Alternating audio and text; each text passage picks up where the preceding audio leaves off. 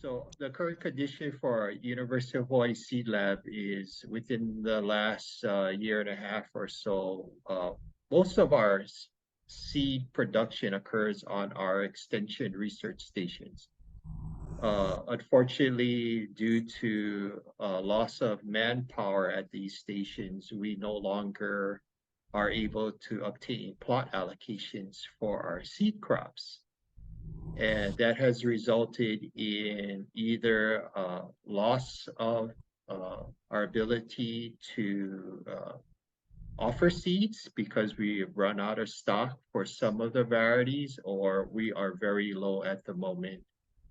It's inevitable that we will not be able to offer uh, our complete seed menu in the near future. Probably we're looking at about December.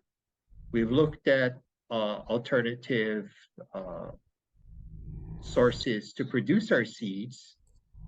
Actually, I should say Desmond looked at alternative sources to produce our seeds. That includes onshore Hawaii, includes domestic markets and foreign markets. He has found a few markets that's able to produce uh, some of our varieties like Manoa lettuce, but for the most part, we were unable to find uh, a resource that's able to produce the majority of our seed crops. We were looking at working with Go Farms and their incubators in order to help us with production of our seed crops. That unfortunately has stalled out, and it just stalled out because of just general logistics to get the incubators on board to produce the seed stock for us. So that's our current state is we do not have a resource to produce our seed stock, and it doesn't look like in the near future we're able to find a resource to produce our seed stock. And I think the most important factor is by the end of this year, Desmond plans on retiring. So we will lose a major resource and a source of historical and institutional knowledge about the different varieties of seeds that the UH Seed Lab currently offers. Sure. Okay, so I came on board at the university as and hired back in 1985 as the plant disease clinic diagnostician. So that was my primary role, and that still is my primary position title.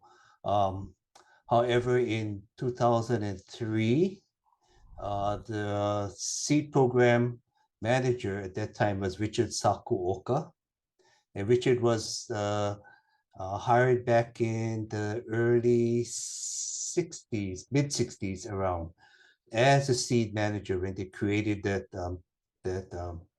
I guess through the legislature there was some kind of a bill that was or something passed to create the position and to I guess there was assigned a uh, some kind of through fiscal that they created an account that they could collect monies for the seeds back then. And that's what they did. They took all the seeds or varieties that was already being developed by UH research breeders, the vegetable breeders. I think Dr. Hartman is in particular.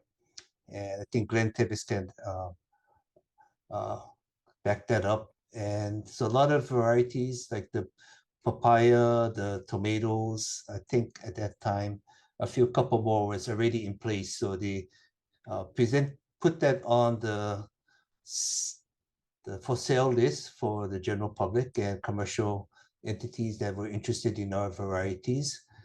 Primarily, these varieties were developed for resistant to particular diseases that we had in Hawaii, and more importantly, to our subtropical climate that the mainland type of seeds did not quite fully perform at the best. And so that list of varieties extended and expanded to about 20 different plus varieties that we offer to the seed program. Going back to Richard Sakuoka, he managed it and um, one-man operation with the support of Student Helps, and he ran everything up to the end of 2003, where he passed away suddenly Like, and there was a critical point where my previous manager or my boss, Raymond Uchida, he was at a loss, like who's going to take over? And there's nobody else except two student helps that was helping Richard at the time. And I had no clue, what Richard did. I mean, he's right next door to me, but we talked and everything, but I never even laid a hand on cutting, processing papaya or whatever he did.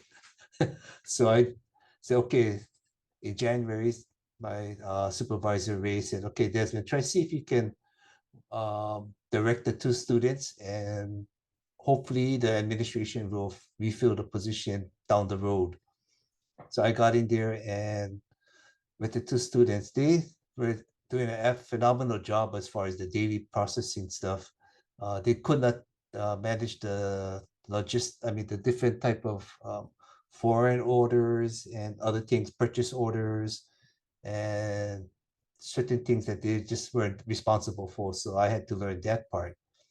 And over time, I was able to shadow them to see what they were doing. And at the same time, they were graduating too, so I was losing two valuable students, but they were able to, give me about 2 years of training experience to learn all the techniques, what Richard did, and a lot of them things that they were doing was kind of how is it prehistoric. So I went on YouTube, that's how the internet was available, and started to search different methods of how to process, how to ferment, how to do this, how to do that, and just try to gather the best method that suit us in the laboratory that we have, because everything was done here on campus in the seed laboratory. It gets messy, it gets stinky, it gets, you can imagine cases of papayas in there and just rotting and dripping and sticking up the whole building at times. But we did it there. That's everything on the farm that was being produced was just transported by myself or my students that would bring it back to campus, and we do the hand processing all there. We utilize the neighbor island also, where Kauai has a good research station. We have a nice two locations on the Big Island, which are actively producing seeds for us. And Oahu, we utilize the Waimanalo Research Station as well as the Pomoho Research Station. And primarily, the station hands or the egg techs and the station managers manage all that. I just tell them, okay, we need this, we need that.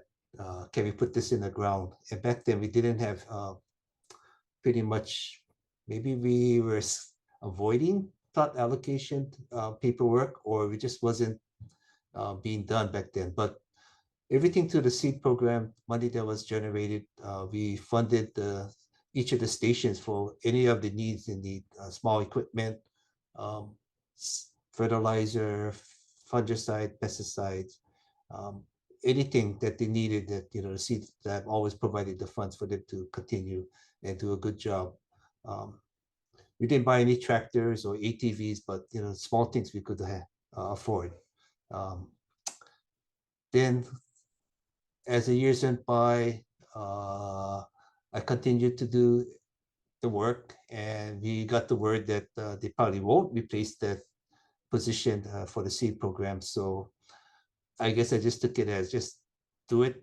We're not complaining. We're just going to do what we can.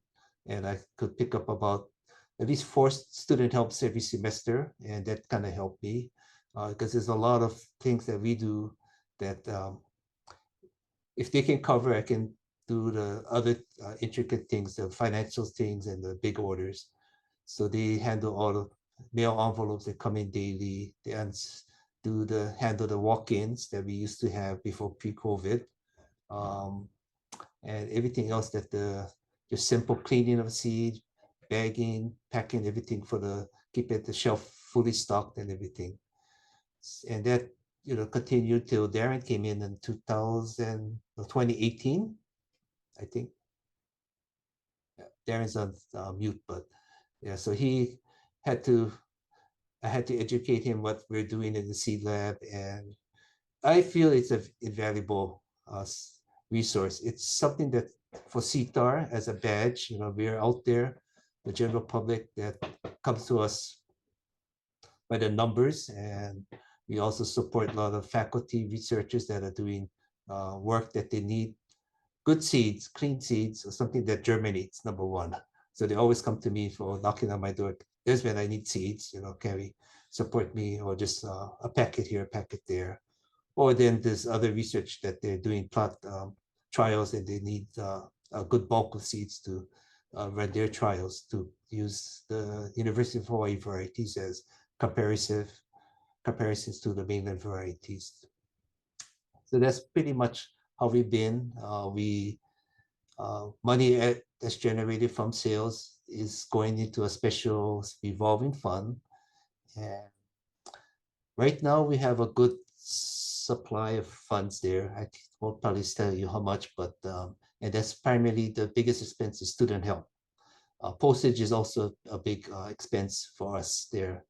And everything else is just supplies and materials that we need for shipping, packing, and everything that takes the seed from the field all the way to the customer's address or home address, delivery point. Right now,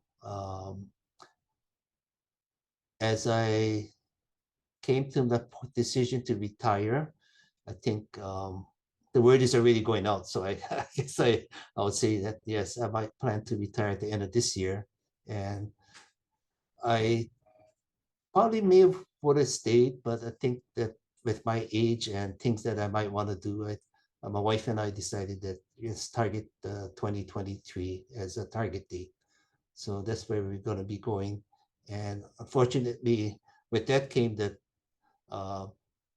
decision what happens going forward from after my last day of work, and who's going to take or manage the seed program, as well as the clinic, the disease clinic. So, and I guess the unfortunate thing is that position will not be supported. And there's Darren, he's been pushing hard, and I thank Darren for, trying to look out for the best for ADSC.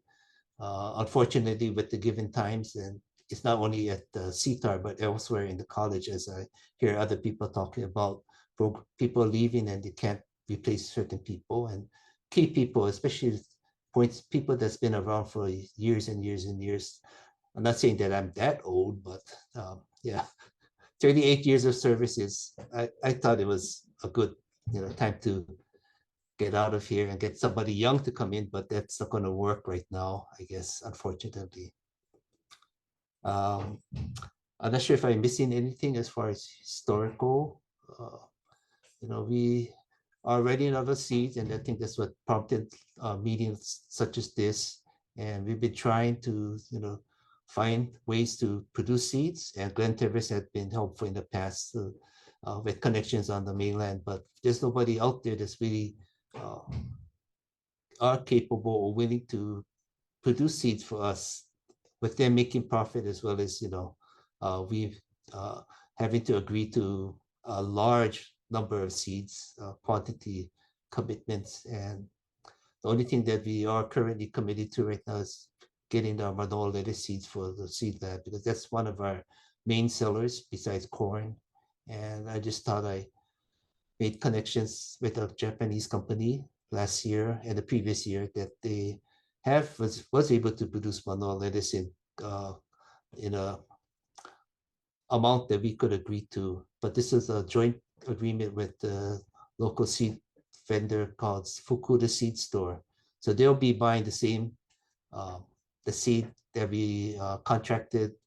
It wasn't an agreed written contract, but they were willing to produce the seeds in Japan. They at a set price that was reasonable to us. And Fukuda Seed Store needs the seeds as well, because it's really important for her and the local commercial industry that the seeds are, continued, because nobody else on the mainland produces manoa lettuce, and it's a staple of Hawaii. There might be other varieties, but people always keep coming back for they want manoa lettuce, and so that's one place that we get the lettuce from. Everything else has to be done at our stations, where we're just our arms are cut off, our legs are cut off. We're just struggling with that, trying to get the plot allocations requests filled in and get the seeds in the ground. Once the seeds in the ground, we'll be, we're smiling and happy every time something comes in from the farm.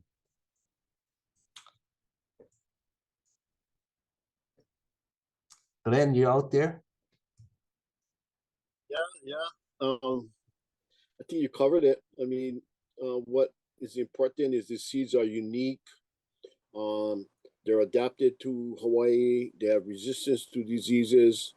There was a report that came out from Seed Savers about the companies with the most unique seeds, and the UH Seed Store was at the top of the list as some of the most unique seeds in the world. Well, at least in the United States. And I was fortunate to be able to work with some of these individuals and see them in action and developing these new varieties. And the other part is that a lot of these varieties were used to develop other varieties in the United States. Nematode-resistant varieties of tomato, powdery mildew resistant snow peas, and those varieties became the backbone of a lot of breeding programs in the United States. So that's what I got. And I think we need to get it out to the greater community. One of the things we might want to do is do a piece on the conversation, the HPR, the noontime session, possibly even Civil Beat, because I think we need to get it out to the greater community. Through Hānai'Ai will get it to the farming community, but we need more than that. I think the biggest group that could help us is the gardening community, because you have so many gardeners that that know the varieties. I mean, this seed store is the face of CTAR. Out in the community, you bump into somebody and you go, "Oh yeah, I work with CTAR. Oh yeah, that's the guys with the seeds." I guess CTAR stands for seeds. So, I think that is really important. I tried to impress that upon the last dean. I said, especially with COVID going on, you're going to go and cut off the seed store when there's shortages, global shortages of seeds, and you're going to shut down the seed store. You got to be crazy, and I think we were able to hold it off for a while. But now with the present fiscal crunch and, the CTAR has priorities. And I was thinking about that today. The priority is positions that make money. This is a really important public relations tool. What does CTAR do? They produce seeds. And how am I benefiting from this? I'm going to plant it in my garden. So I think that is the thing that we really got to push. That's the message we got to get out there. And you're not going to get your seeds anymore. You're going to have to go find some seeds and see if they're adapted to your conditions. Now, a lot of these seeds have I mean, I was born and raised in Manoa Valley. We used to play hide and seek in the Manoa lettuce fields. They're all on raised beds. We used to hide between the rows, and we used to play with all the farmers' kids, the Okimura and Okamura family, and which is right next to the Kamimotos with Dr. Kamimoto, the orchid breeder.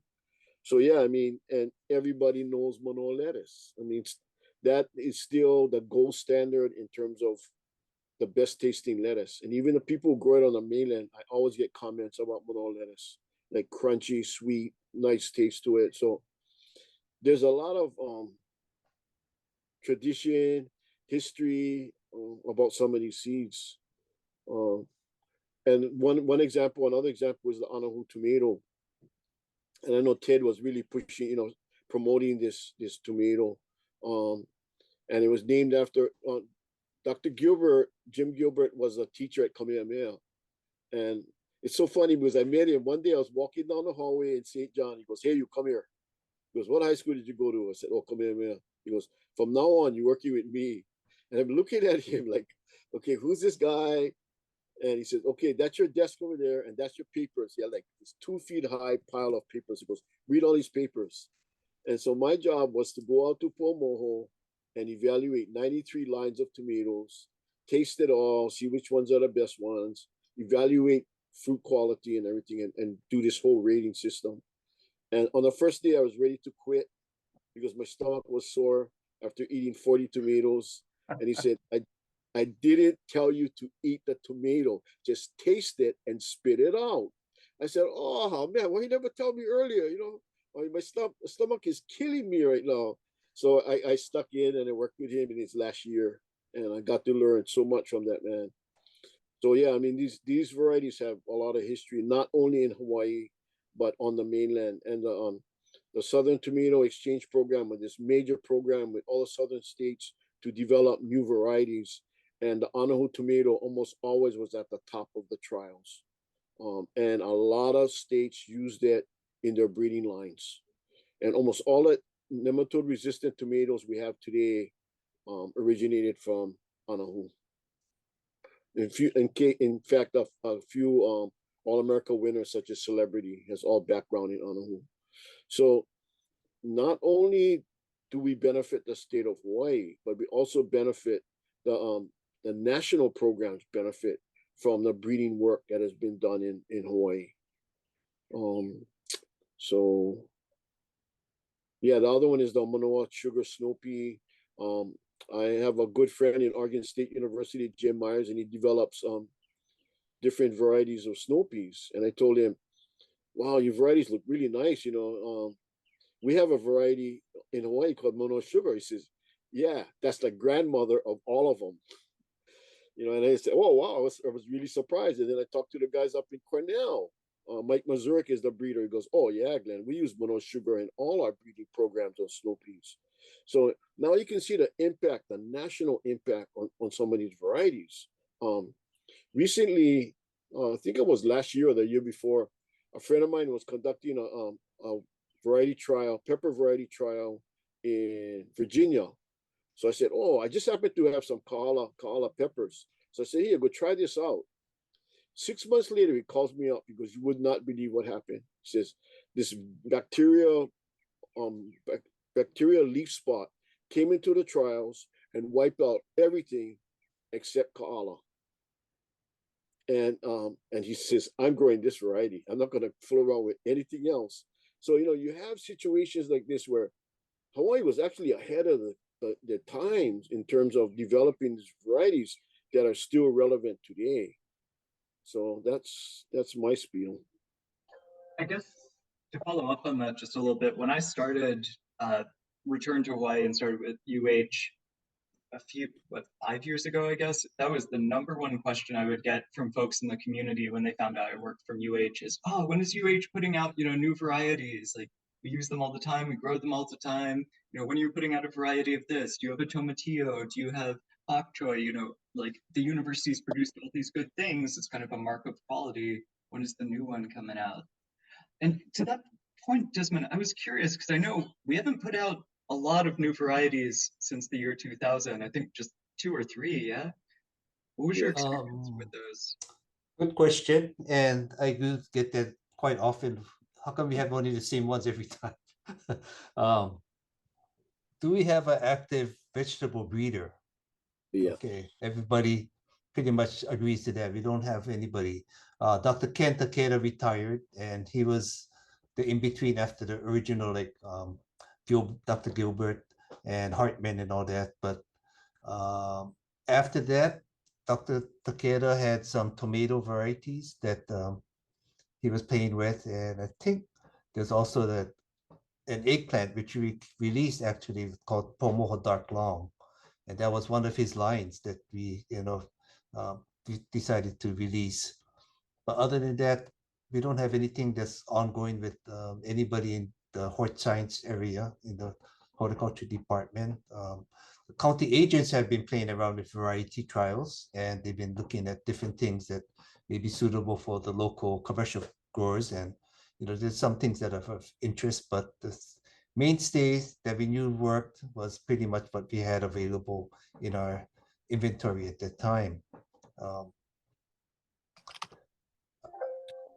I'm curious just when things like Pomoho, when these few new varieties that we do have came out, what was the sort of reaction, when you heard back from folks and things like that? So when Pomoho Dark Long eggplant became available, it was something that was quite different from the original Waimanalo Long, which this Waimanalo Long was an excellent open pollinated variety, but it didn't have that deep glossy purple color, and I think that's what Dr. Takeda was had that particular line for, and people would ask for something that's dark purple, and so that's why it was pushed for that purpose. Not Doctor, but Ray Uchida at that time, the ADAC manager said, let's release it and see what the response was. So it sells equally as well as the Waimanalo B1 Waimanalo Long open pollinated variety. But right now I ran out of seeds for that. So the only thing we sell is Pomoho Dark Long that I have remaining seeds left in my walk-in beefer. There's other things that came up that I'm not sure, we don't know what the commercial growers are looking for. The agents would probably know better. And we just don't have the feedback because I think they all realize that we don't have a vegetable breeder to expand on anything. James, I think you're on mute. Oh, yeah, sorry. One thing I was wondering, I know when we talked the other day, you were talking about how the cucumber varieties were discontinued, not because they weren't relevant anymore, but because they were hybrids and had to be hand pollinated. And same thing, I know N63, I know there were other N numbers in the past, but I imagine those have to be hand pollinated too.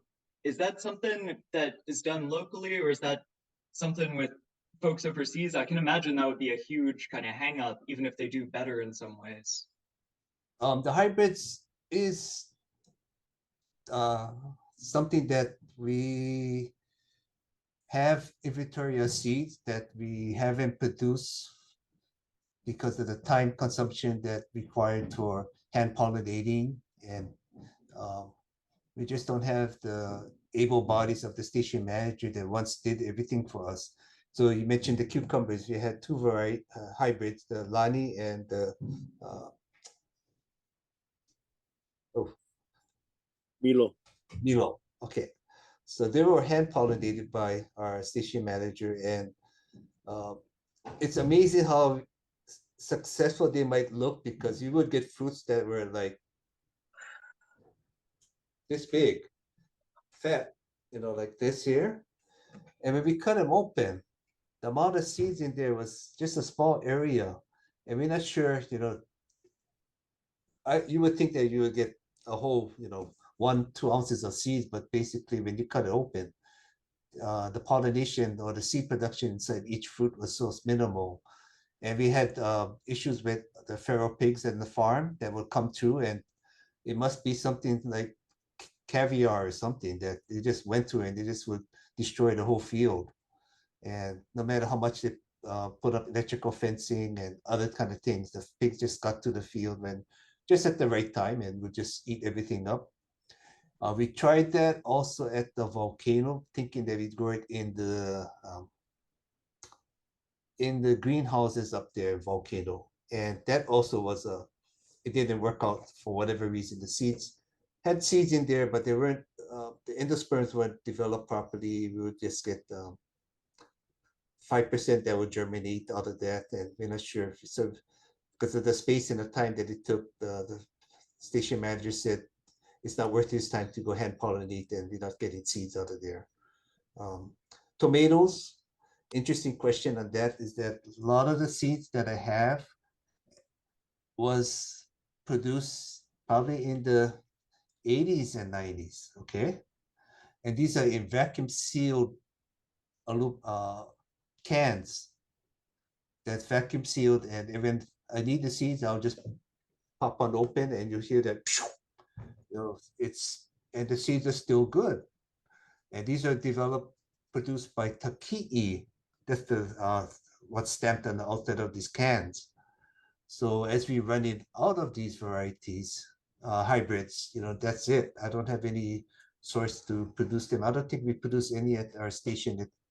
Maybe Glenn might know some of these hybrids that were produced, hand produced or Oh yeah, pollinated. yeah.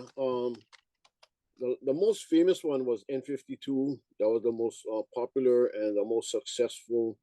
And when they first came out, that was the number one variety in Israel. Um, and so yeah, I mean, you need to have the parent lines, and I think a lot of them we lost. I just found one of the parent lines for N52. It's called Step 305, and I got it out of Taiwan.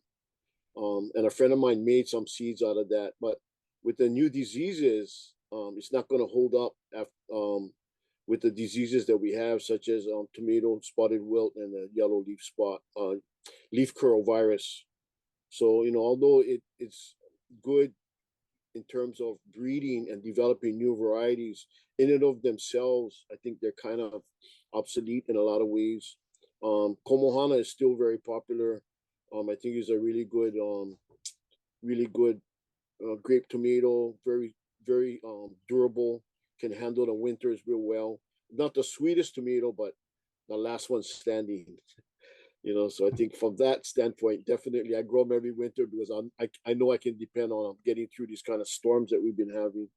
So yeah, I mean, to try to give us this last ditch attempt to save ADSC. I mean, if you can get special funds to come in again and try to set up, but it's also tied to having adequate positions at the research stations. And I think that's the other issue. I mean, especially Pomoho. And I think that's what the administration is wrestling with. And then you're having all these other positions being requested by the different colleges. And I suspect that what's going to happen is the ones that make the most money are the ones that they're gonna do. Sorry, Glenn, right when you were cut off, it was kind of a cliffhanger. You were saying the can of Manoa lettuce in the fridge, labeled from the 70s, germinated, and then we cut out just as you were about to say what the germination was like. So, Almost 100%. nah. Really? Yeah. Wow. In fact, I was going to release it as Manoa 77. We actually had it in a trial at Pomoho with all the different varieties. And the guys are saying they can't tell the difference. I said, well, the name is having a name like that and a story is a real good marketing tool. Desmond, I guess on the hybrids again, one rumor I had heard, and I think this must have been decades ago, because I was living on Oahu when we had those floods back in the early 2000s that came down and, flooded Hamilton and all that. Yeah. Someone had said that some of the parent lines got lost then. I don't know, it might have been before you even started, but that was what folks were saying, when the N hybrids stopped being available. It's certainly a great story. Is there any truth to that? Or? Good truth. Yeah, it happened. I was here. This is 2004. Was that the Manoa Valley flood that stream got backed up and clogged by the Manoa Marketplace Shopping Center? The water overcame the berm of right over the bridge and right down Woodlawn Drive, came straight down to the back of the university campus and hit us like a raging river. And I guess it was evening time, but we got word that Manoa campus was flooded. I came in that morning and it was just the parking lot was still, water was still sitting in some of the parking area. And of course, my lab, the Sherman Laboratory, was, if you looked at our entrance door, there was about at least 8 to 12 inches of the mud line of water that was up. And we're kind of elevated, so there was a lot of water. And that came in to the seed, entered the Sherman Laboratory, but didn't get down to the seed lab. But up at Magoon's, which is on the upper campus, separate facility, Magoon facility had a lot of the seed processing equipment up there where Richard would do some of the work there, the dirty work. And he had the walk-in reefer there. And they lost power, same like us on campus, but they was in more dire situations. But so Richard had passed in end of 2003. I had no clue that we had seeds up there. He had all his collection of parent seeds and everything. So that walk-in reefer stood stagnant for months, probably even more than that, until they could get everything all cleaned up and power fired back up into those areas. So a lot of the, if you can imagine, a sealed container uh, during the regular summer months and everything was just cooking and it was full of mold and everything. So eventually they were doing a clean out and Richard already had passed, but I got a call from the station manager there. I can't remember his name, Craig. He said, Desmond, can you come up and help clean up your mess? I said, oh, what mess? He said, oh, the seed. Richard had all his seeds up here and you got to clean out because we try to dump everything that's already can't be salvaged. So I went up there, a lot of his parental seed lines and all those envelopes and all catalog with all the numbers on there were just full of mold and everything was pretty much, I just brought everything back and tried to do some quick germinations and see if, what salvageable, but pretty much sitting in warm, humid air with mold and everything. Most of the seeds are dead. So that's where we lost a lot of the parent lines. And Glenn mentioned number 305 was one of the important parents for the N52 hybrid. And I think we tried, he looked everywhere. I emailed people or called people and was, hey, by the way, you have any of this seeds left that we can get a few to try and try to do the crossing ourselves to restore that N55 series, but we couldn't get anything going again. But Glenn has been diligent. He's still trying. I think even after he retires, he's gonna keep trying. Yeah. We hope so. But that's what happened with the flood, yeah. So everything up in that walk-in reefer that was stored uh, pretty much was tossed out. And we also had a storeroom, a walk-in reefer in St. John, which eventually I did find out, and there was like 500 pounds of Kahala soybean in there in boxes. Same thing, St. John didn't have power. And that was a mess to clean up too. Yeah. Oh, oh. Yeah, I was able to get into that Magoon reefer before that storm, and I got out some stuff, some late breeding lines that Ken Takeda had worked on in the late 70s, and also that last variety that Dr. Gilbert was working on, his breeding line. I think he called it 8248 and 8222. So I got 8248 to grow. I haven't been able to get 8222 to grow, and that's you can't find those seeds anywhere. Not even in the data in the all a grain database, the USDA database.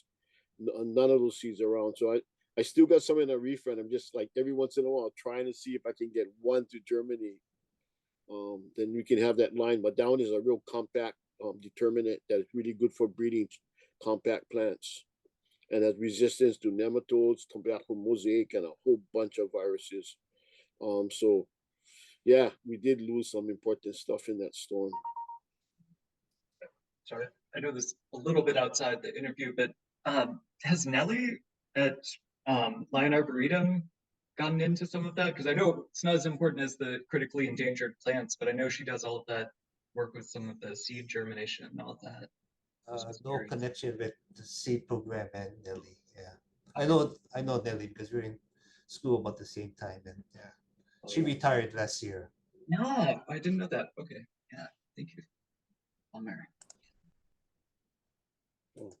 Len, you mentioned a second ago about like the GRIN database, and maybe for folks who aren't as familiar, could maybe just share a little bit about that. And I think some of those conversations highlighted the importance of having these genetic resources, these cultivar as a seed duplicated in multiple places, because there's always storms, pigs, freak events, things that can happen, and it can just be such a loss if these things aren't preserved well. You maybe just give a little bit of background on that from either from Desmond or from Glenn for folks who might be less familiar? Yeah, so USDA has a seed repository. They have it in several sites on the mainland. One is the deep freeze one is in Colorado in the mountains. There's some at Washington State University. There's another one in Cornell. I was approached to be on that advisory, but I had too many things to do. So Amjad sits on the grain advisory. So yeah, I mean, and they have a similar situation. Sometimes they don't have enough funding. They cannot maintain the seeds that they have. So it can get really dicey, and I think it's really critical that we have those kind of seeds available. The green seeds are only available to researchers and university types. They're not available to the public. I just got last week. I just got 3 varieties of Manoa lettuce that I've been trying to get for a long time because I wanted to compare it to UH Manoa. These are more leafy types. They're more heat tolerant than Manoa. I want to see how they do. So 3 of them. One is called Green Mignonette. One is called Green Mignonette Dark, and one is called Mignonette. So now I have that, and I have the Manoa. So hopefully I can grow them out this summer just to see if some of them are a little bit more heat tolerant. One of the problems with UH Manoa is very susceptible to tip burn. And so, you hear comments every once in a while, and I don't know if anybody's growing it commercially now. At one time, Katz Higa up behind Hawai'iʻai, I think that's Camilo Nui or Camilo Iki Valley, used to grow Manoa lettuce commercially for the local market. I don't know who does it anymore. Yeah. We have Owen Kaneshiro in Waianae Valley. Oh, okay, I've heard that name before. Yeah. So I think, but these guys, they're probably using overhead sprinklers and stuff like that to kind of keep the temperature down and keep it more moderate. And that's the same way cats used to do it in behind Hawai'iʻai. So you have sprinklers and you can keep the temperature under control so that plants don't bolt or they don't get all tip burn.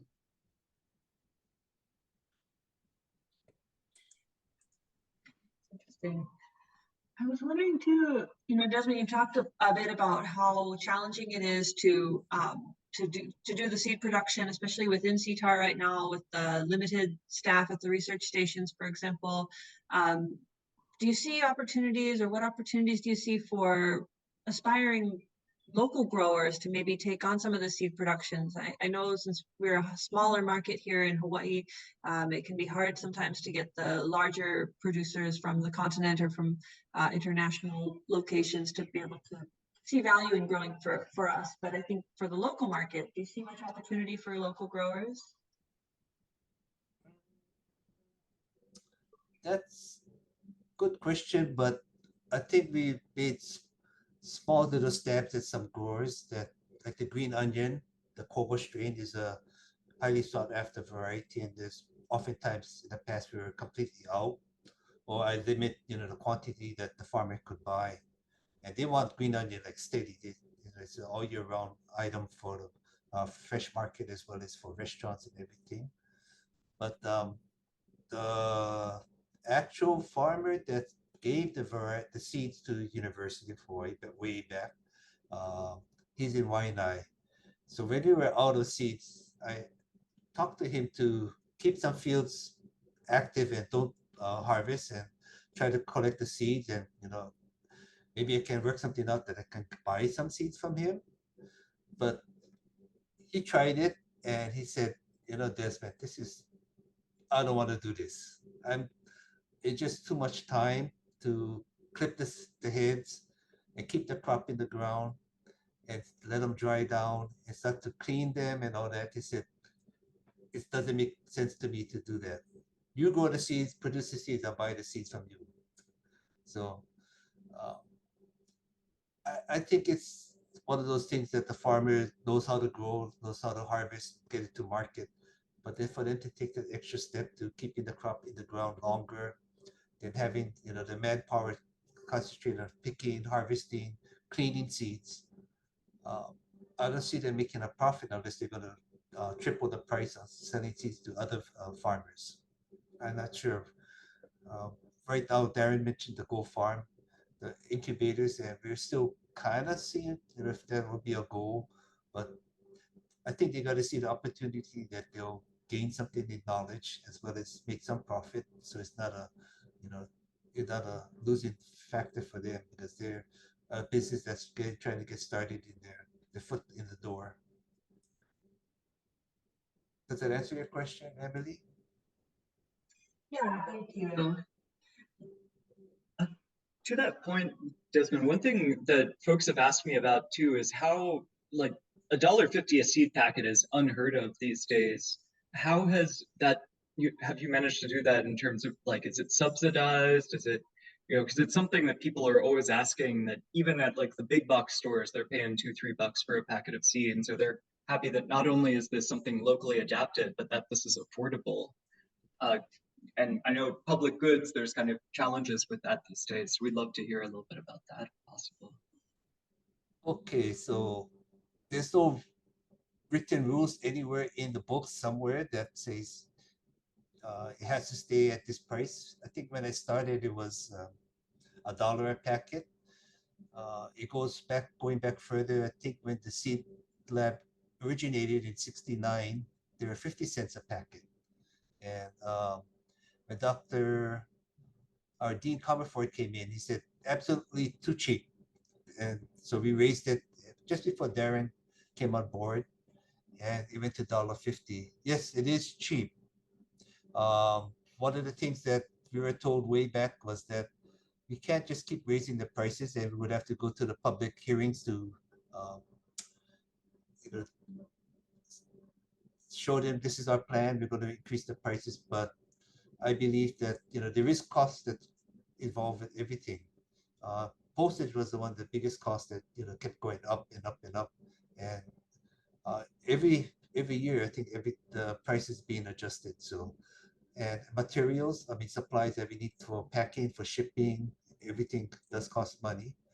But I think $1.50 we're way over break even, but because of the volume we sell, and I think yes we can adjust the price, and I think it's at a reasonable thing that the pricing had to be somewhere that it's not going to over outprice the general public market or the outside there. So we were kind of a incognito laboratory. We provided seeds and word of mouth, everything like that. But I think with COVID that hit the scene, then everything became the seed lab. So people started to come to us because they were aware of us, and there's been some other uh, awareness.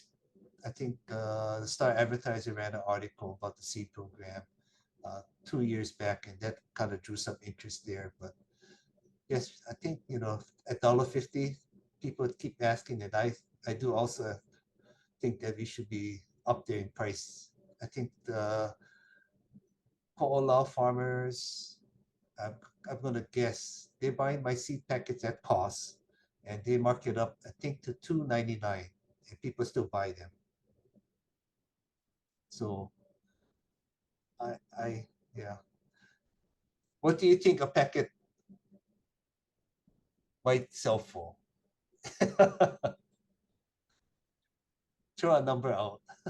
I mean, $3 is what comes to mind. That's what I see a lot of packets going for locally. And I mean, that's still kind of low. That's, I see at big box stores and from larger chains, but that was first top of my mind. That's what would kind of come up. So I think this discussion about revenue is a recent occurrence. When I was hired in 2019, the emphasis for the EDSC, including the UH Seed Lab, was for it to become self-sustainable. But through research, the EDSC and the Seed Lab was never intended upon creation to be self-sustainable. And after looking at the law, if we look at the UHC lab, under Hawaii Revised Statutes, Section 304A, 2263, this is what it states, and it reflects that the UH Seed Lab was never intended to be a money-making, self-sustaining entity. So the creation of that revolving account states that revenues generated through the sale of seeds are used to cover the costs of labor, materials, supplies, and equipment necessary for cultivation and production of vegetable and garden seeds. So it was never intended to be a money-making operation, as by definition in statute, creating the fund. It was designed so that it could just cover the costs for the production of the seeds to make it available to the general agricultural community at large.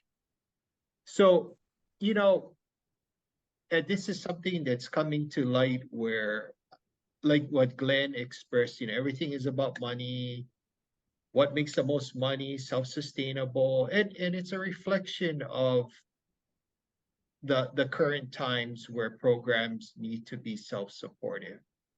Well, in all fairness, the program was never set up that way, and that's why the structure of the program is struggling, because now it's being asked to do so. It's asked to be a self-supporting entity.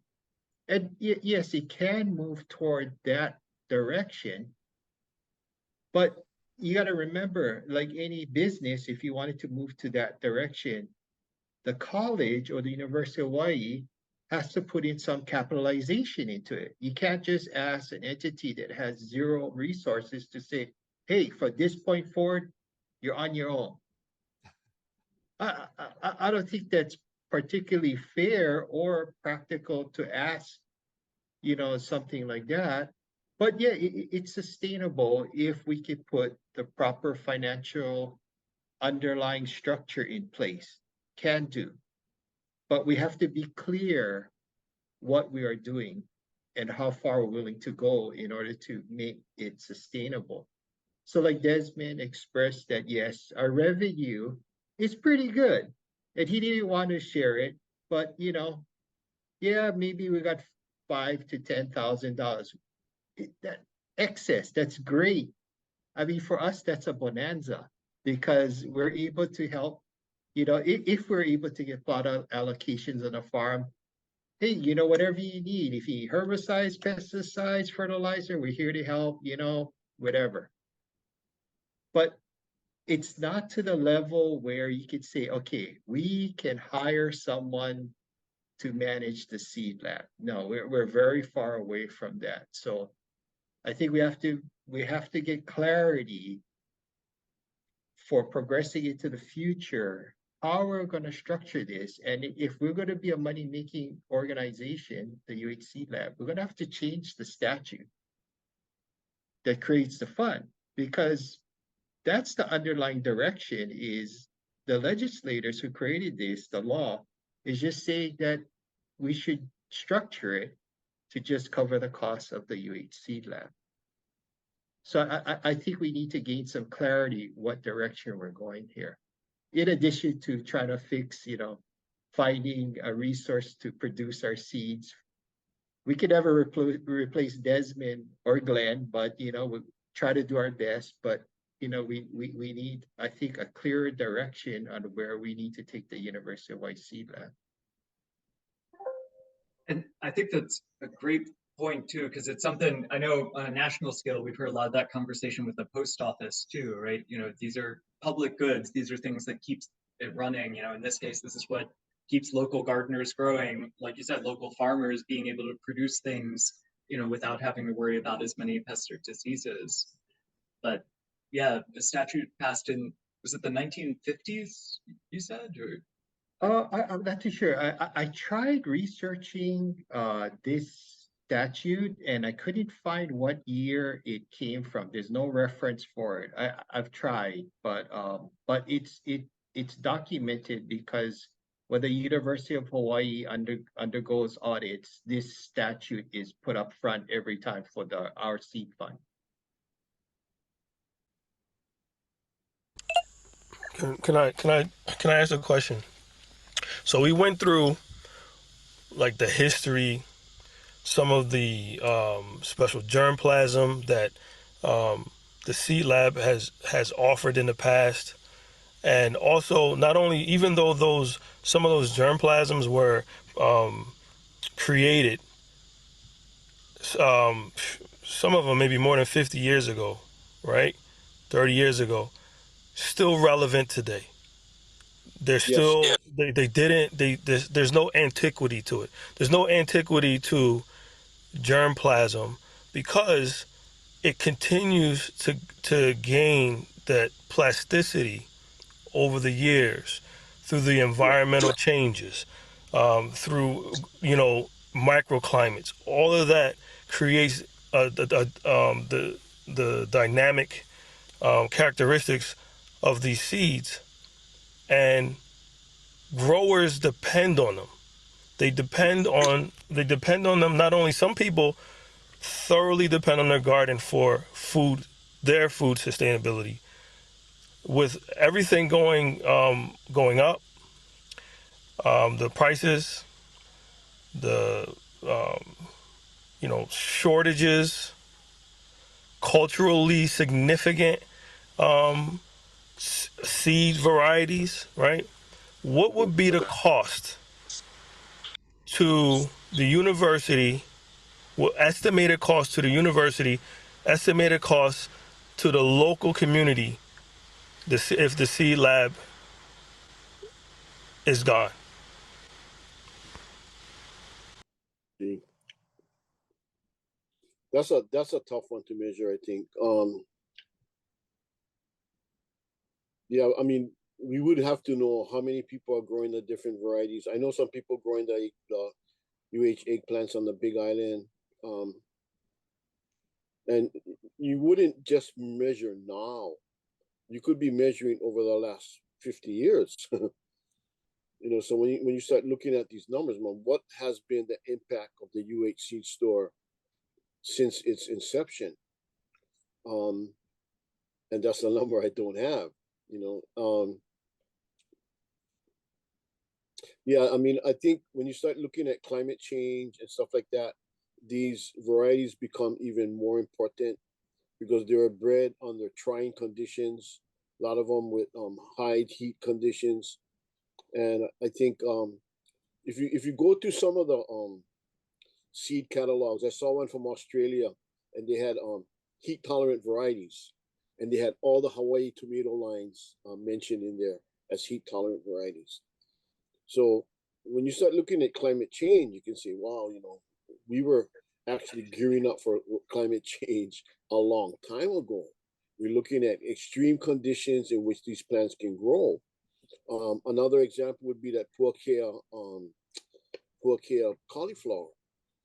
Although it needs some refinement, to bring it back more uniformity, but it was bred for heat tolerance. It can grow in probably the hottest weather of any cauliflower. And those same lines are used in Taiwan and other areas. That variety came out of India.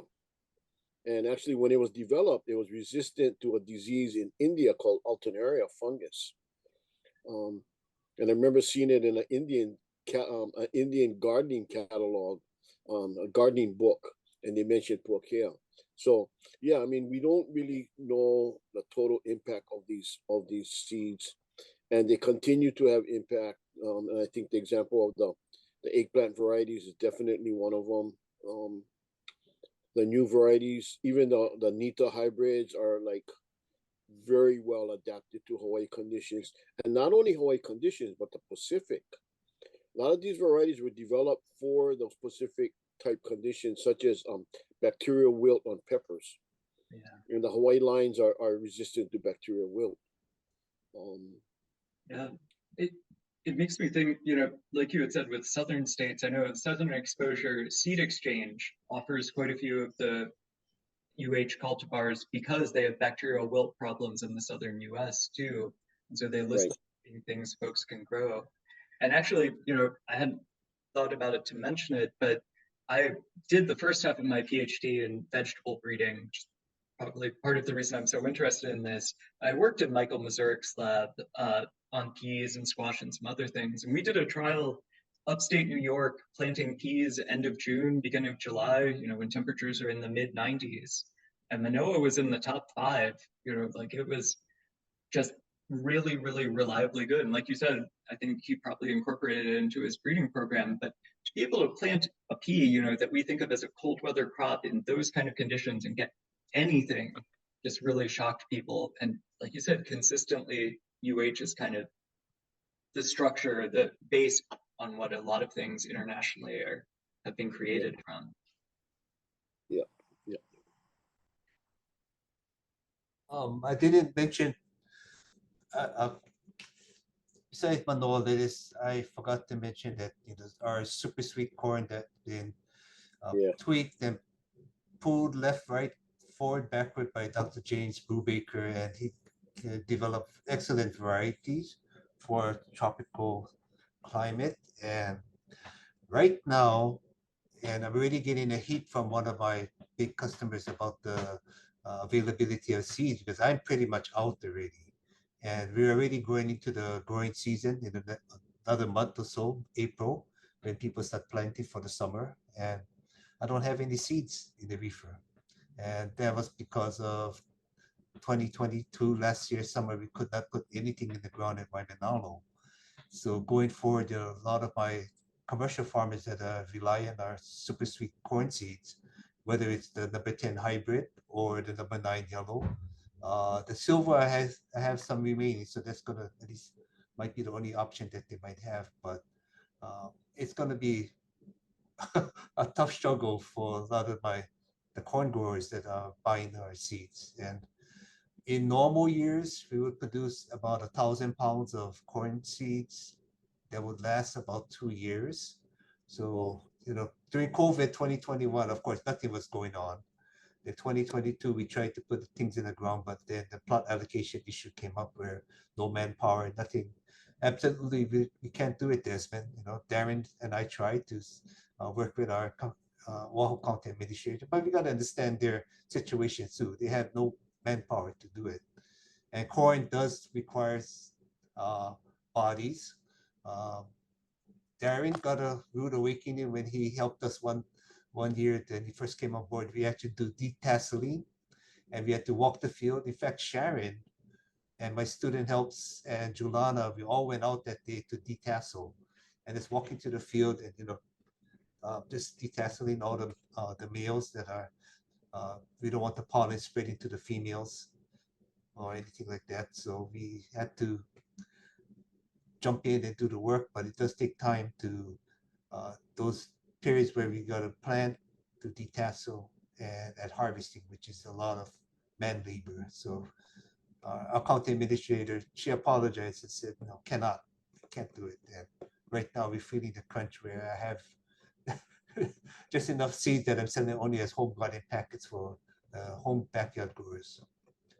But if we're lucky, by stroke of luck, Glenn said, give me the seeds, I'll grow some of Molokai. Yeah, I got plenty of time.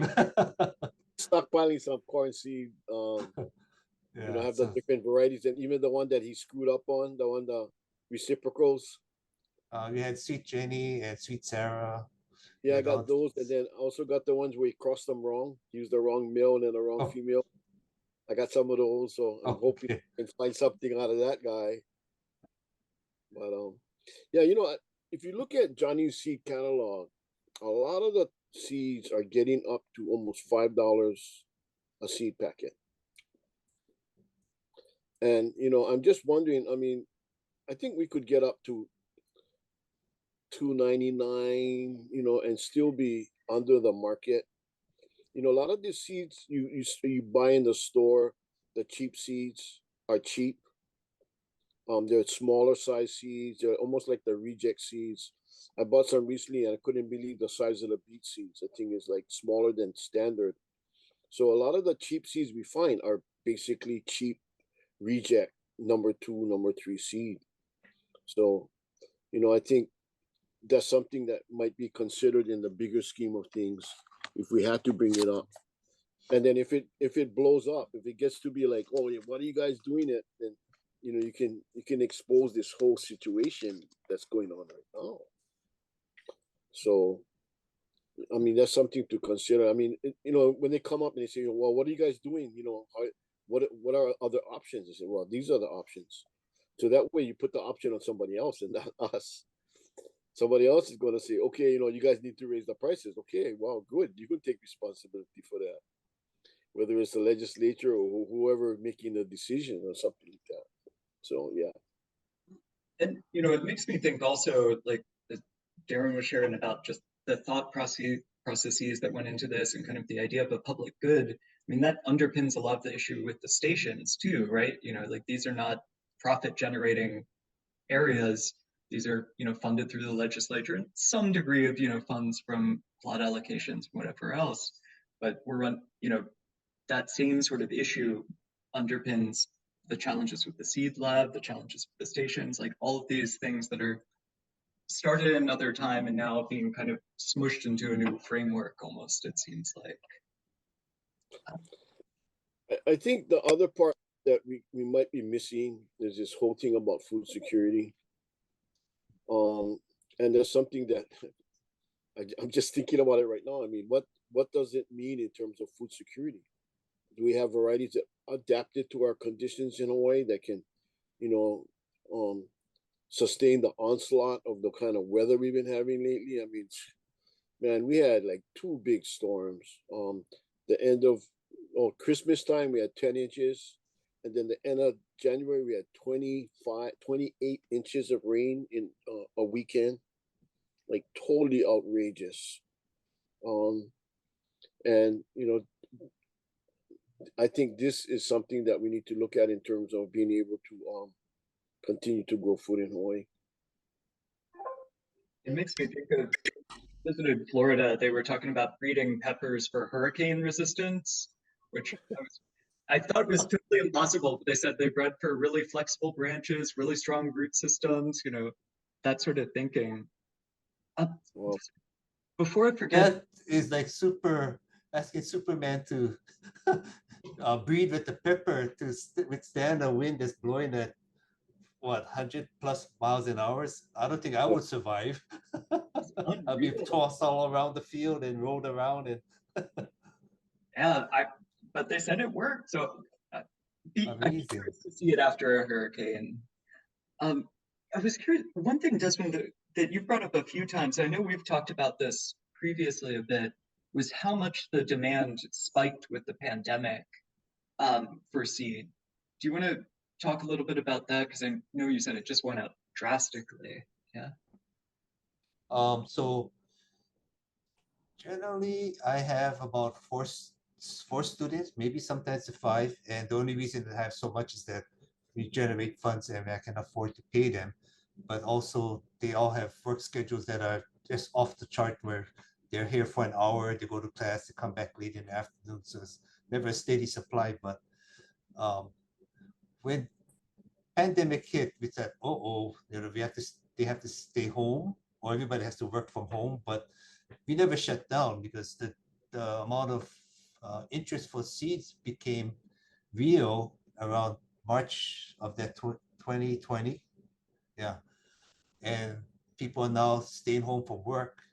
I mean, you have to take the whole state of Hawaii. Most people are staying home now, and they didn't want to go to the market. So for whatever reason, they just started to look on the internet to where I'm going to find seeds so I can grow my own vegetables. And the University of Hawaii, because I guess that pops up that in their Google search, that it just went snowballed. And we just started to realize, even with my 4 students, I couldn't keep up.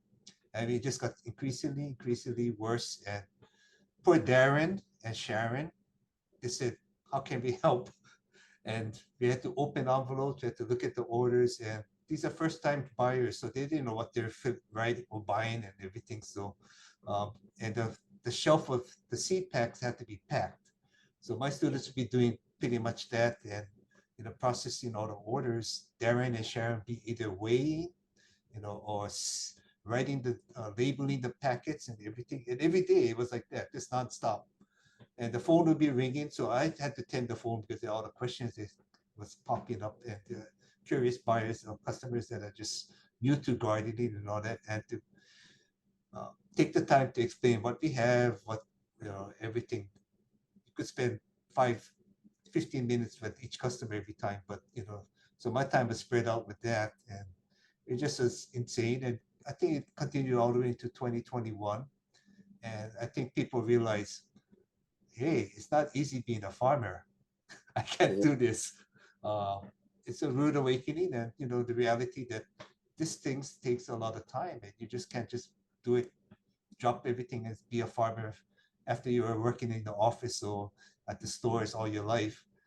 So then it kind of tapered off, but there was still strong interest, and I think by then 2021 summer, then it kind of came back to normality by maybe 2022 last year. But that's when we started to lose the inventory of our seeds, started to dwindle, and we just realized, okay, we're in a kind of tough situation it's never been before. We survived COVID. We didn't close down any of the days of the year that we would usually remain open. And with that, right now, I'd say we're back to kind of normal how we was pre-COVID, and just unfortunately, we have our order form that has out of stock a lot of the varieties. I think we really got to capitalize on the COVID story, because what percentage increase came out of the COVID, like being able to deliver the seeds to the community in a time when they couldn't get seeds anywhere else. I mean, all the major seed companies weren't giving out seeds.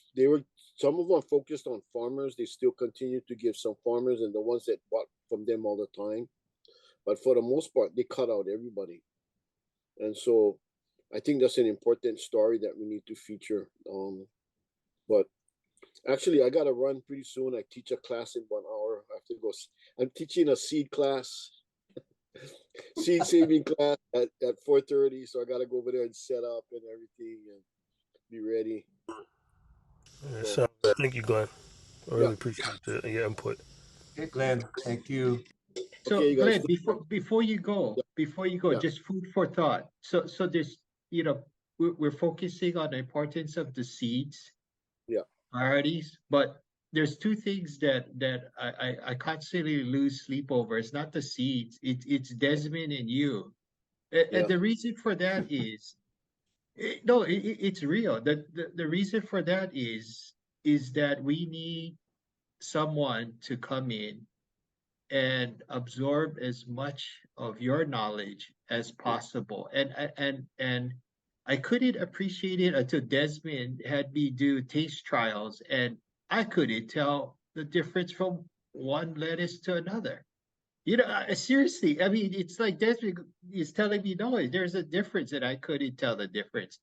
But I've seen Desmond go to the farm and start yanking plants out of the ground. I say, well, it looks fine to me. And he said, no, the phenotype is wrong. You guys have so much knowledge that needs to be passed on to someone. And that's something I think we shouldn't lose sight of. So, what we're talking about is down the road, but I think we need a transition for someone to come in as soon as possible to hang out with you guys in order to so you guys can have the opportunity to pass on your knowledge. Because without the knowledge, forget about everything else. We're all going to be growing the wrong stuff anyway. Yeah. So I think the other thing too is that Desmond needs to have you eat more lettuce. You can taste the difference. Oh, I don't know, Glenn. I think I'm a lost cause, man. Anyway, thank you. Thanks, Okay, Glenn. see you guys. Yeah. All right, I see you. Thank you, Glenn. Take care. Yeah, so the seeds are important, but unless we have competent growers of the seed crop, then what's the point? I think Desmond and Glenn are the most important resources that and up to this point, I did ask, can we have someone support for halftime? And, in this current environment, the answer, of course, was no. But, we have a new associate dean of extension, so I hope to meet with them next week, share, our need for someone, at least part-time to share some time with Desmond and Glenn. Because, without imparting knowledge to that level, we would never be successful anyway in growing a seed crop that has the right, characteristics and phenotype. So. I had a question actually for Eric. Yeah. Eric, I know you're heavily involved with the SOAP program, and a lot of these are probably, how would you say, more organic growers. Like, where are they sourcing their seeds for their needs? So we do focus with organic and sustainable growers, but we also work with conventional as well. So we don't separate the two out. We don't Okay. discriminate, so to speak. Um, but a lot of the growers will go depending on what they produce. They'll go with a reputable seed company, and a lot of times that's like Johnny Seeds or Fukuda, so, larger companies because they're looking at volume, right? And it's kind of like like what you were saying earlier. Um, a lot of people who utilize the um, um, seed store is as home growers, right? But you still have some commercial guys who want to focus on very specific, locally grown or local seeds, right? And I think like your example of the demand on for the seeds during the pandemic highlighted, future demand that it's going to have. It also highlighted the number of people who actually now know about UHC Lab, right? Then Glenn highlighted all the different varieties and how they have provided a foundation for a lot of seed companies internationally. So the Seed Lab is an internationally known um, entity, right? The companies now like Johnny Seeds, they're um, charging more because the demand grew, but the market can bear that demand still. They can bear that price. The C Lab was designed, like you said, like you were saying, Darren.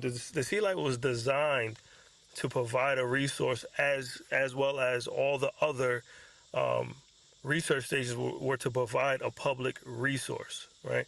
And that's the legislation. So the ledge is responsible for the funding of it.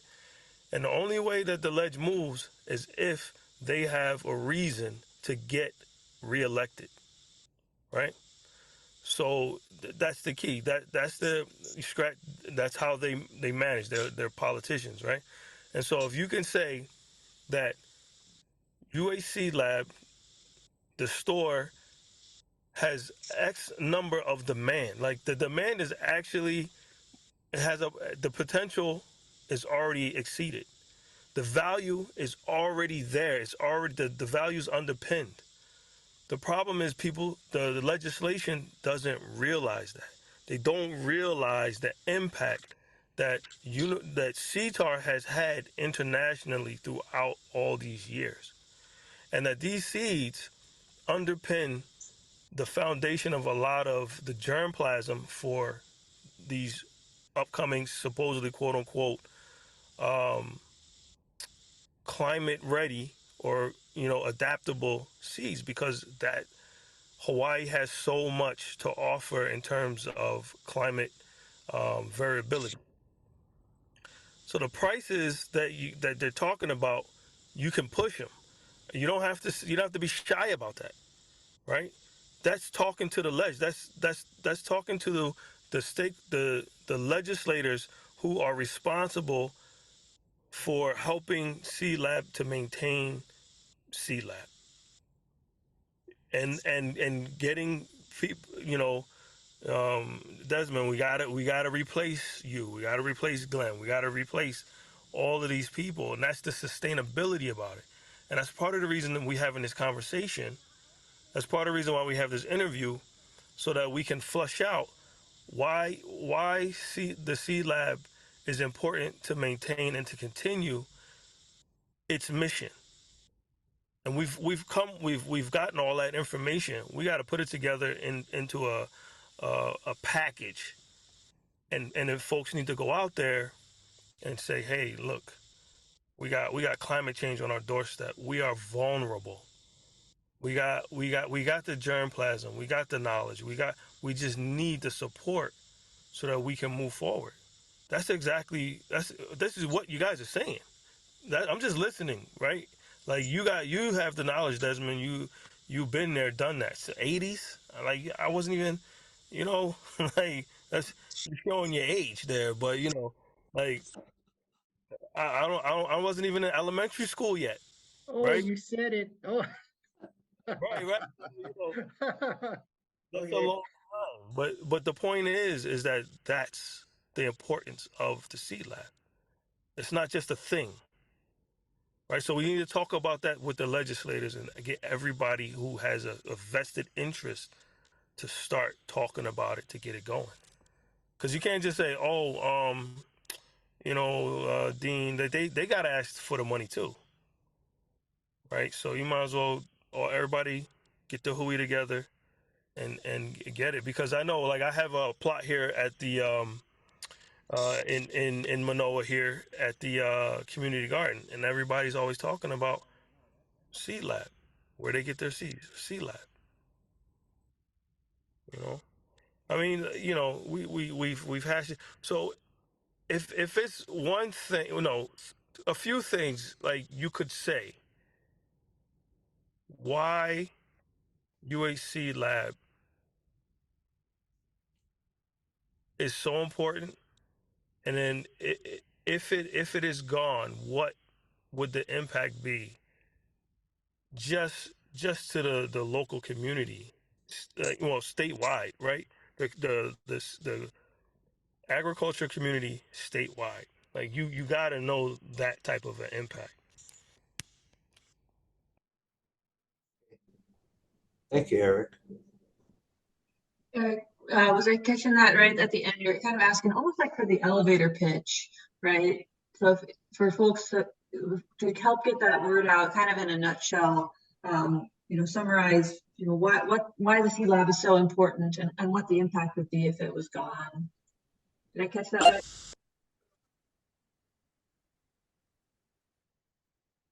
Was that for Eric, Emily? I was just making sure I captured that question right. That's pretty much what I was talking about. Thanks, Emily.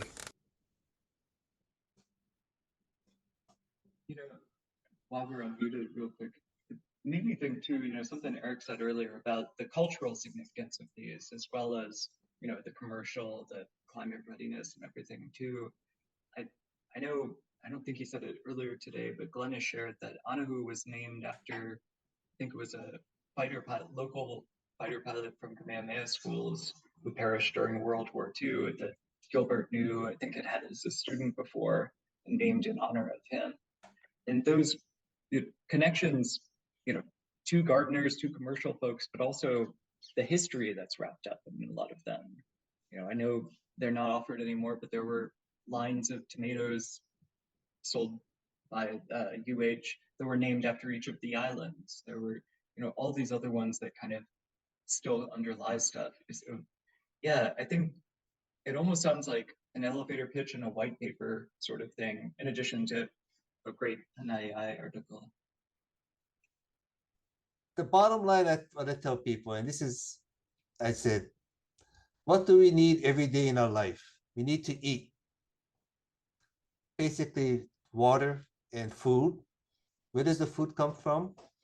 Everybody goes, oh, we go to the market. They go, where does the food get there from the farmer who has to produce these food. And, we all have to eat. COVID was a rude awakening to many of us, even for me, that the market shelves are empty. The prices jacked up a little, maybe not a little, a lot on some of the things that were hard to find.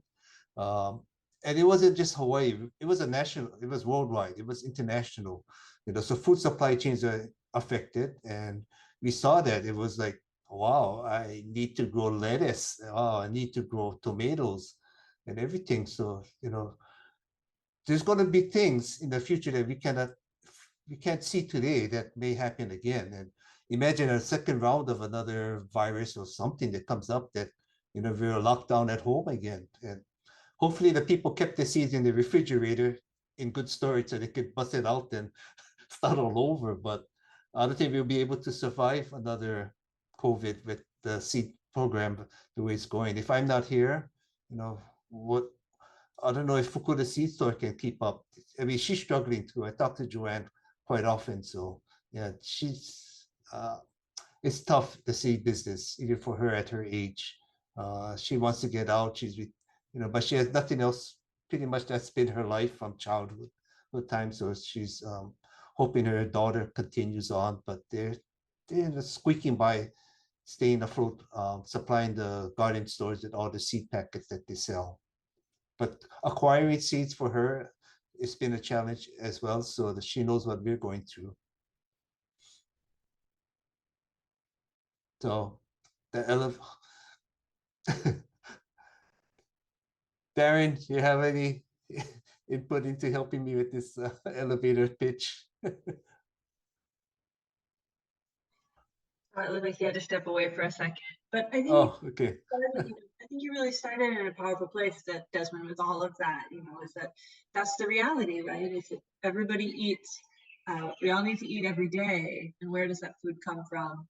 And who's growing that food, and how are they growing it? They're growing it from seeds, and where are the seeds coming from? I think that you did a really good job summing that up there.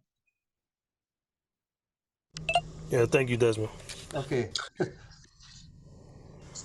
Curious, so we're talking about the funding side, aside from the public face of this for a second, but has there been talk about grant funding as an option to hire positions? I think the grant funding part never came up, but it's a head position count issue. Although that being said, extramural funds can be used to like hire RCUH employees outside of this restriction. So yeah, we need to find an angel. I'm looking, Darren.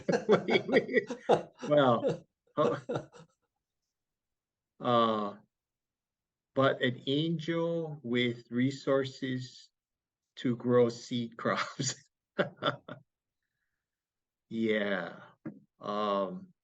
Yeah, so we have many asks to actually make it work. So but I think having the person is very important, to actually literally just hang out with Desmond and Glenn, just so that they have, internal knowledge of the varieties that they eventually will grow. Yeah. So any ideas on extramural funding? Yeah, so UH Foundation has a am I clear? Can you guys hear me? Because it kind of got the Yep. Okay. UH Foundation, a lot of times, if you work with them, they might somehow find or have a donor or a sponsor who would align with the seed lab. So there's that. There's also I mean, this this is like a long discussion beyond this one, but there are potential opportunities in finding grants and in finding sources that would closely align, especially today, closely align with the mission of CLAB. And because CLAB is underpinned by the university, it positions it in a way in which it has the ability to receive a lot of funding. But then that's temporary, right? Grant money is generally 2 to 5 years, depending, and not necessarily reliable. Not as much as you can guarantee two things: you can die, and you're gonna pay some taxes, and so you can kind of guarantee that your taxpayer dollars is going towards a really good resource that funds something that directly goes back into the public's hands. It's not going anywhere else. It's not the rail. Some people will ride the rail, some people won't. You know, the roads they'll fix, and then they fall apart almost immediately.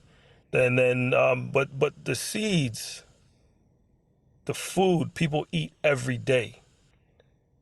If anything happens, you need food. If it all falls apart, you need food. What better resource to fund, to sustain your state than funding the seed lab that produces things that are great, like that are well adapted to where you're growing? It's a no-brainer to me, you know. Appreciate your input and your comments too, so it helps. Yes, I think we're actually coming up on 4 o'clock. I just want to say thank you so much for your time. But wanted to see if there were maybe any last words you wanted to share, thinking about the general gardening and farming public, and how people, or even the eating public, and how people could maybe get involved or could support the UHC lab. Gosh. Okay, I should mention this. So my customers that come into me now, and we're talking about seeds or anything that we sell, and the question about, oh, I still got a couple more seeds of this variety, but you don't have anymore. And I'm trying to educate them, hey, take the time, let it grow out to, just don't eat them, and try to see if you can collect the seeds, especially like the eggplants, the beans, of course. They're not too hard to harvest those things, and you can save them. And they go, I guess they're kind of like, really? I said, yeah, it's quite simple. It is. You can go on YouTube and find out that information. Just choose the right one, or I can educate you as to how to let them go to harvest till they're matured, and make sure you dry them properly and store them properly.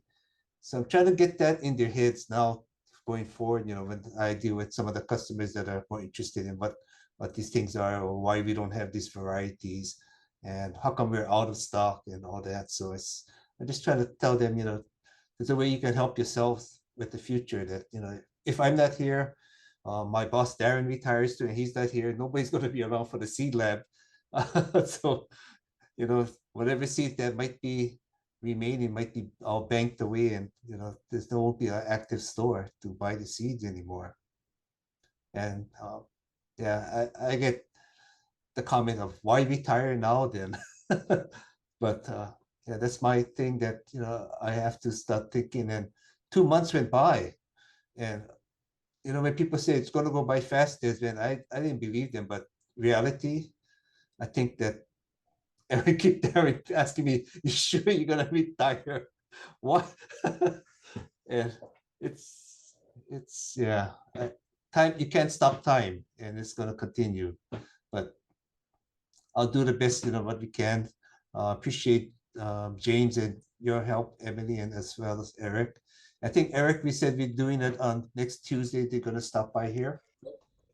Yeah, I thought it was Monday, 1 On o'clock. Monday, 1 o'clock. Okay. Yeah. So we're just going to do about an hour video footage, or about how many? Yeah, we can about let's schedule out about an hour so that there's room for editing, Mhm. and it's real. You know, you're just taking your friend around, showing them the place. That's all, so people can see what C Lab is all about, so they can see what you're doing, and you know, and then they can feel they can be invested in that for support. Okay. Can do. Yep, thanks, Eric. Yeah, thank you guys for your time. Really appreciate it.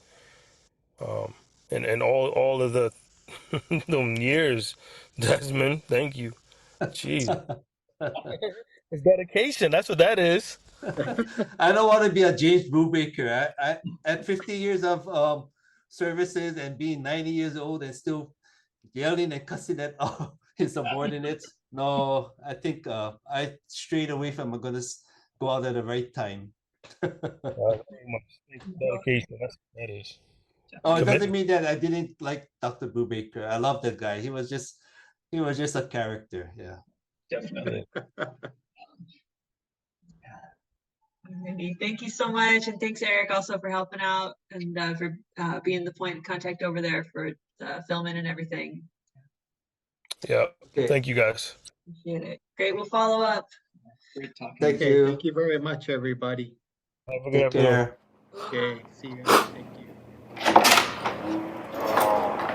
Aloha. I'm Desmond. Come inside. Welcome to the Sea Lab.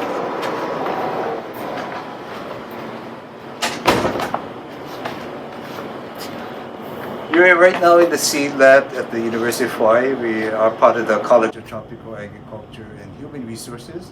And the Sea Lab actually is under the umbrella of the Agricultural Diagnostic Service Center. My name is Desmond Ogata. I've been with the college from 1985 to present. And I've been actually hired to do the plant disease clinic, so I'm the plant disease diagnostician. But in 2003, the seed lab manager that managed the seed lab at the time left us. He passed away, and I had to jump in to help cover operations and manage the 2 student hires that was doing all the labor in here. We've been catering to primarily your homeowners, all your commercial farmers. We also serve the state of Hawaii government and federal government when they need seeds. We do international sales, which also is a good source of business and revenue for us. We also assist and support the faculty researchers here on campus. These seeds here that we have were all developed for pretty much our Hawaii climate, the subtropical climate that quite different from the mainland US, where a lot of the seeds you may buy from the commercial vendors is developed for the mainland, for temperate regions. So what farmers in Hawaii were faced with trying to find something that's more suitable, that is adaptable to our Hawaii climate.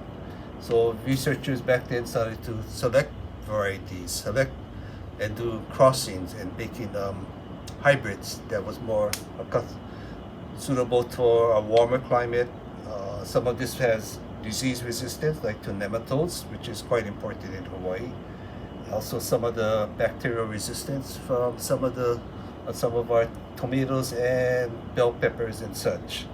So these have been with us for, gosh, I'd say from the 60s, 70s, and 80s, and we maintain these lines, and we consider them our heirloom varieties.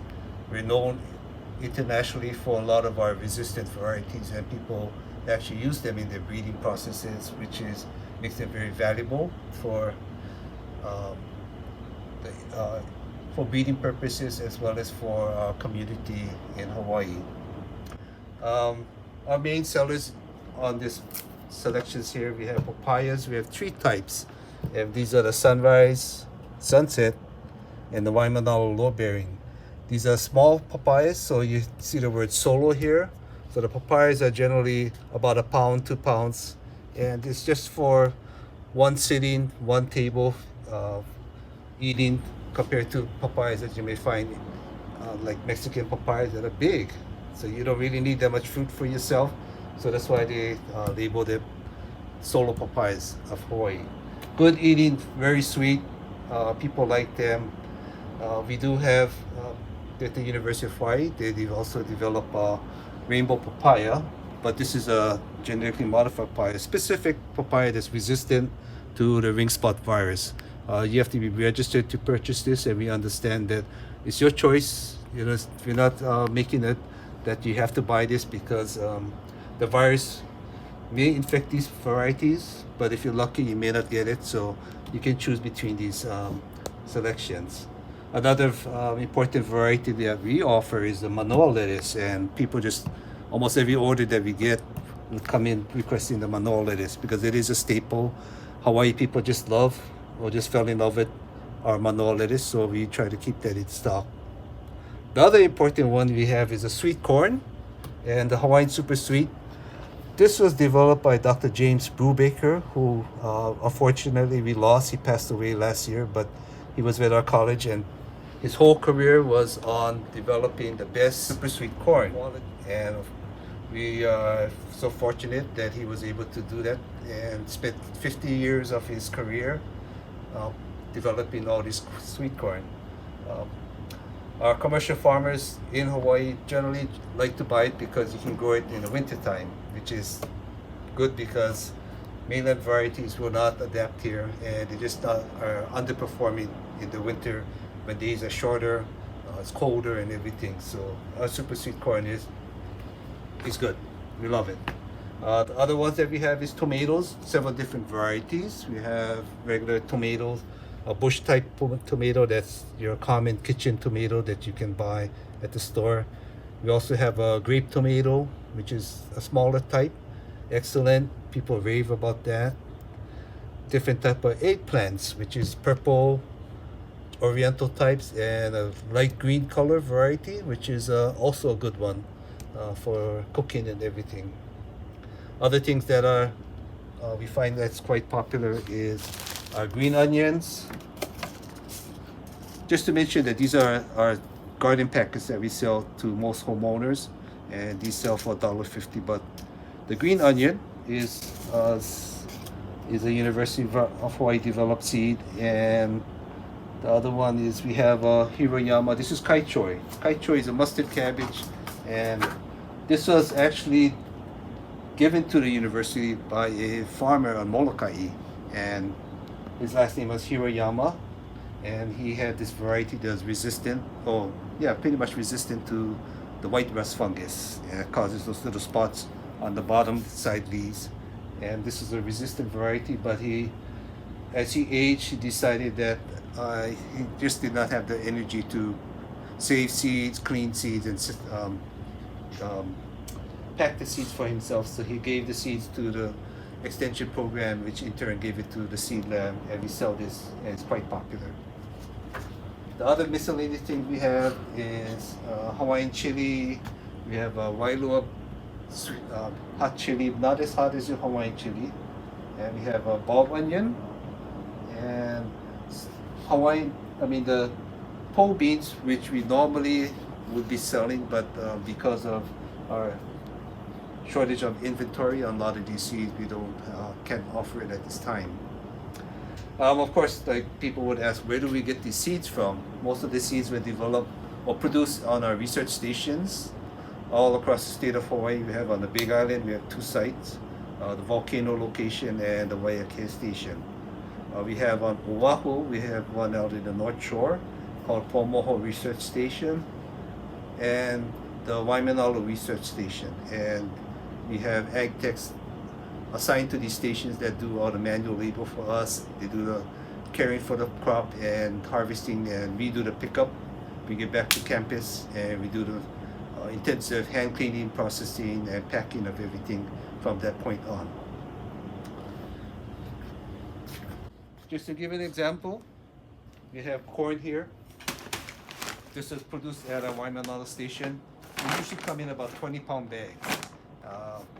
They're picked out there, hand-picked, run to a sheller to get the seeds right off the cob. They're bagged up. In one planting, we may get about 500 to 1,000 pounds of these seeds, raw seeds. The hard labor comes when we have to clean the seeds. So from here, we know there's going to be crackage or breakage in the seeds. There's going to be diseased seeds as well as discolored or anything that's off type. And we want to always assure that our customers are getting the best seeds that they can get. That's the big thing that people come back to us and say, Desmond, your seeds are great. You know, they do germinate, and we just love buying your seeds. So the whole process is that we go through this here, and you can see through here. There's some discolored ones. So you know this is not quality. There's some that it's just not filled out properly, or there's just cracked or anything like that. These are just completely removed from there, and we get the clean seeds, and we bag them up, double bagged, so we keep them airtight and kept under refrigeration, and after that in storage until we're ready for sale. So it does take a lot of time. I have the luxury of having 4 students that are willing to do this, and yeah, I wouldn't say it's all fun, but you know, we try to make it as fun as possible for them. This is a kind of a tray of green onion seeds. So this is what generally may come out from the field. And in these little flower heads, I can't show you, but you'll see there's about 5 seeds in here. And we want to get all this extracted from there. So what we generally have to do is kind of break up the flower. And hopefully it's all dried, so when they come from the field they may be wet, so we may have to set them in a drying oven for some time to get them to turn dry, so it's much easier to process. So you can see after I did this, then you'll get the seeds here. So once we get this all cleaned up and we get all the seeds, but there's still a lot of rubbish in there, the frass. So it takes another steps where we actually place this in a tub of water. It could be a 5-gallon bucket that we just fill it up, dump all this in. And the nice thing is that good seeds will always sink to the bottom of the column of water. All this light stuff, the rubbish, generally floats to the top. And we can separate them, and doing this about 3-4 times, you get the seeds fairly clean. From there, we just put it under a drying rack and run a fan that runs right over the top and dry it down for about 4 to 5 days, and we get good seeds from there.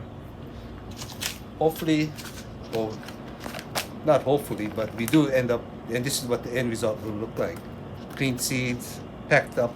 This is in a vacuum sealed aluminum pouch, but that way you can store them and keep them for a couple years down the road, as long as we don't keep them too warm. The best way to store your seeds always is to put them under refrigeration in airtight containers. That's going to ensure that your seeds will last you much longer, rather than leaving it outside in your garage where the humidity goes up and down, temperatures fluctuate, and your viability drops very quickly. So these are all the varieties that we keep packed.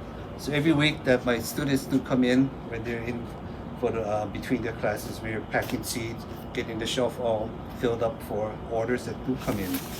And we have these little blank packets here. For example,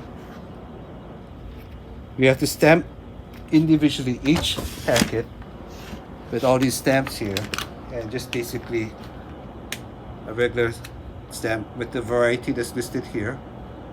Stamp it there. Of course, we indicate how many grams, or pretty much grams, are included in each packet because they vary depending on the variety. And we write that all in. Hand labor again. And from there, we will pack the seeds all on the scales here.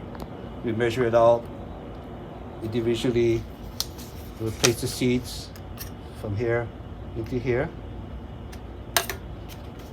And then this is all got a gum seal here, so which is pretty good. We can just seal it up, get it up there, close it up, and from here it goes onto the shelf.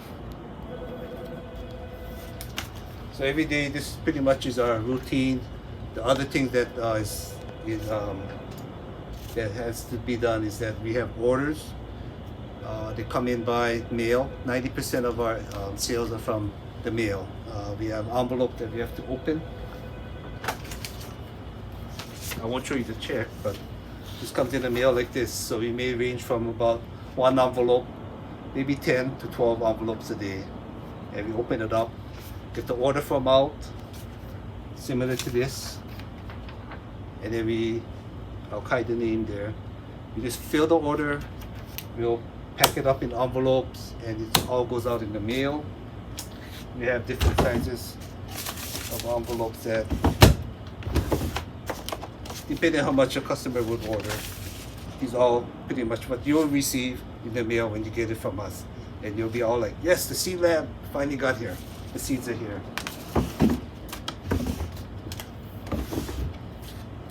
Our mail usually goes out every day if we can. We get the mail from that morning, we'll try to process it. We'll get it down to our UH campus mail room. And we rely on the reliable United States Postal Service. And just surprisingly, people might think it might take a long time, but once we get it down to the mail room, today is, say, by noon, that mail will go out and it will be almost in your mailbox the following day. So even neighbor islands, I'm just surprised. For the mainland US, I generally tell them that expected about 4 working days to get to them. And that could be just from one envelope, one packet of seed, or a box of seeds. So depending, we'll just mail whatever you order. If it's in bulk and it's heavy items, and we do charge for postage. If it's just generally our home garden packets, we waive the shipping cost, the postage. So it's a deal. We just can't, find any better deal in town. I think most people say, why is the prices so cheap? But we just keep it at that $1.50 per packet pricing for years that we've been doing this. Well, thank you very much for visiting the Seed Lab. I hope I provided you enough information for what we do here, and it's a great place, and we want to continue going in the future. It is our source of seeds. It's Hawaii's one and only, I'd say, and hopefully we get to see your orders one day, or give us a call too. We'd like to always help you on the phone with questions and everything. And everybody has questions, and it doesn't cost you for asking that. Again, thank you and aloha.